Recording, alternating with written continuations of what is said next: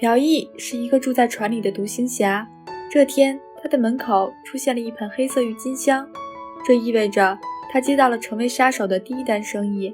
杀人时，他一点都不像稚嫩的新手，瞄准、开枪，动作一气呵成。在第一次杀人后，朴义躲到了乡下，在这里，他遇到了一位美丽温婉的女人惠英。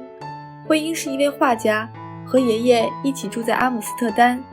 平时他会到中心广场给人画像。为了筹备自己的画展，他来到乡下采风作画。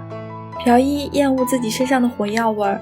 当他看到惠英在一片纯白的雏菊花海中作画时，他觉得自己肮脏的灵魂仿佛都被这个纯洁的女人净化了。朴义每天都会偷偷观察在河边作画的惠英。有一天，他看到惠英从独木桥上摔了下来，想要救惠英的心情太过急迫，使他忘记了自己的杀手身份。他毫不犹豫地向落水的惠英狂奔而去。惠英在湍急的水流中挣扎着站起来。朴义看到他的话剧包被水流冲远了，他跳入河中，捡回了话剧包。当他转身想要把包还给惠英时，他才意识到自己是个杀手，而作为杀手，最重要的生存法则是保密。如果接近惠英，他就要不断地撒谎，来保守自己是杀手的秘密。他不想伤害惠英，同时也觉得自己配不上她。但朴义还是偷偷为惠英建了一座木桥。当他看到惠英出现时，他把话剧包挂到桥上，坐上车和惠英擦身而过。看到惠英兴奋地拿起话剧包，他露出了满足的笑。第二天，朴义再次来到这里，他看到桥上多了一幅画着雏菊的画，这是惠英送给他的谢礼。他看着画上的雏菊，后悔了，在心里想，如果在第一次杀人前遇到惠英，那该多好啊！夏天过后，惠英离开了乡下，朴义也回到了阿姆斯特丹。朴义在甲板上种满了雏菊，他无法抑制对惠英的渴望。每当想见惠英时，他便会送一盆雏菊放到惠英爷爷的古董店门前，然后偷偷躲在暗处，远远地看惠英一眼。渐渐的，朴义无法满足，他在惠英摆摊的广场边租了一间阁楼，这样便有更多的机会看到惠英了。他读了许多有关美术鉴赏的书，只为了如果有一天能和惠英聊天，不会被当成一个什么都不懂的傻瓜。朴义会悄悄地和惠英擦身而过，也会在夕阳下对着惠英离开的背影招手道别。他还会在惠英和同事享受午咖啡时也倒上一杯，对着远处的惠英干杯。这样的日子，朴义觉得满足，他以为这也算拥有了惠英。但幸福时光并没有持续多久，一个叫郑宇的男人突然出现在了惠英身边。朴义像害怕失去心爱玩具的孩子一样，警觉地举起枪，瞄准了郑宇的脑袋。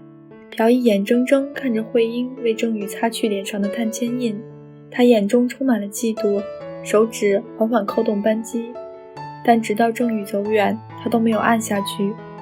朴义对郑宇充满了嫉妒和好奇，他故意打晕郑宇，在看到郑宇的警察证件后，他落寞地转身离开了。因为对方是警察，他是杀手，他才是那个没有资格留在惠英身边的人。朴义不再给惠英送雏菊，他推掉阁楼，想要彻底离开。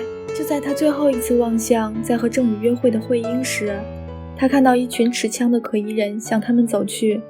朴义不知道郑宇得罪了什么人，但他不能让惠英陷入危险。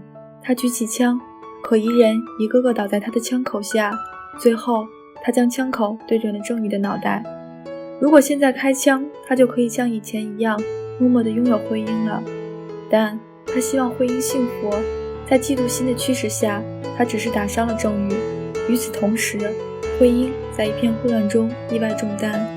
这次突发的意外让惠英失去了声音，朴义因此改变了想要离开惠英的决定。在知道郑宇回韩国养伤后，他重新开始给惠英送雏菊。当惠英出院回到广场摆摊后，朴义终于鼓起勇气坐到了惠英的对面，微笑着说안녕하세요。几经波折，这个内敛的男人终于走到了心爱的女人面前。朴义小心翼翼地靠近惠英，看到她为别的男人落泪，却只能问一句：你还好吗？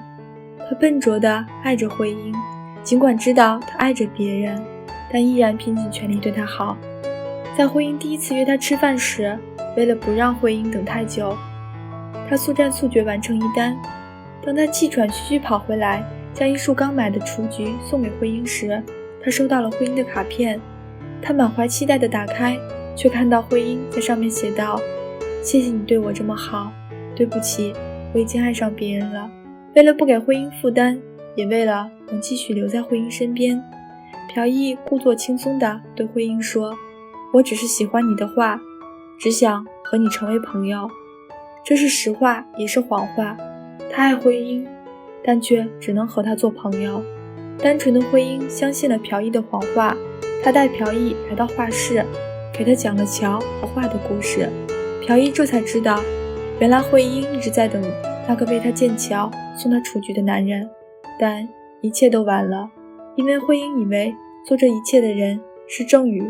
原来慧英在第一次遇见郑宇时，看到了他手里的雏菊，便误以为郑宇是一直给他送花的人。在郑宇的不断示好下，慧英告诉了郑宇关于花和桥的事，但为了不失去慧英，郑宇没有说出自己不是那个人，而朴义就这样被郑宇取代了。朴义抚摸着慧英的字，听她诉说着对郑宇的思念。他知道即使现在告诉慧英自己才是为他做这一切的人，也已经于事无补，因为慧英的心已经全部被郑宇占据了。朴义继续以朋友的身份陪在慧英身边，陪她等待郑宇的出现。朴义以为可以接受在慧英心里的那个人不是他，但当郑宇来找慧英时，他听着慧英拼命敲门挽留郑宇，才知道自己有多在意慧英爱的人不是他。朴义看着因为郑宇的离开而泣不成声的慧英，他颤抖地伸出手想要安慰，却还是收了回来。他知道现在慧英需要的是郑宇，不是他。不久之后，朴义接到了老板派的新单，意外的是，这一单要杀的目标竟然是郑宇。暗杀当天，朴义坐上了郑宇的车，在车里他们进行了一番推心置腹的交谈。原来郑宇和他的上司在追捕一伙亚洲的犯罪集团，他的上司故意买凶杀人，以郑宇作为诱饵引诱杀手现身。他们计划抓住杀手后，再顺藤摸瓜抓到杀手背后的老板。朴义要杀郑宇，郑宇要抓朴义。对于他们，这是一个不是你死就是我亡的困局。最后，朴义决定不杀郑宇，并且劝他回到慧英身边。而郑宇在知道朴义是慧英一直在等的那个人后，也放弃了抓捕朴义，并希望一起去找慧英。不管慧英最后选择了谁，另一个都要做慧英最好的朋友。但是这个美好的设想没有实现，郑宇死在了埋伏在附近的另一个杀手枪下。此后的1年，朴义一直陪伴在慧英身边，他以为平静的日子会一直持续下去。但某天，一盆带着死亡气息的黑色郁金香出现在门口。这一回，他要杀的目标是郑宇的上司。朴义在家做好了饭菜，等慧英回来。在看到慧英拿着装满他杀人证据的箱子时，他知道慧英以为他杀了郑宇。面对慧英的质问，他没有解释。此时他已经做好了永远离开慧英的准备，因为他不想再对慧英说谎。在慧英昏倒后，他把那幅雏菊还给了慧英，并且告诉了慧英他的杀手身份。杀手最重要的一条生存法则是保密，而他却将自己的秘密告诉了慧英，这无疑是将自己的性命交到了慧英的手上。如果慧英将他的杀手身份说出来，警察不会放过他，他的老板自然也不会放过他。朴义来到约定地点，架好枪，瞄准了目标。但就在这时，他怎么也没想到慧英会出现在瞄准镜里。透过镜头，他读懂了慧英的唇语。他终于等到了慧英对他说：你就是我一直等待的人。朴义知道了慧英的心意，他放下枪，走到了慧英的面前。他忏悔着对慧英说：我不该爱上你，因为我不配。慧英没有怪他，而是向他一步步走来，触手可及的幸福越来越近。但就在抱住慧英的瞬间，一声枪响击碎了他的美梦。慧英替他挡下了那枚要射在他心口的子弹。朴一抱着逐渐失去意识的慧英，哭喊着重新开始。但他们再也没有机会重新开始了。今生仅有一次的拥抱，没想到会是这样的结局。朴一失去了慧英，他的信仰消失了，魔鬼重回人间。朴一带着枪，人挡杀人，佛挡杀佛，最后他亲手结束了老板的性命。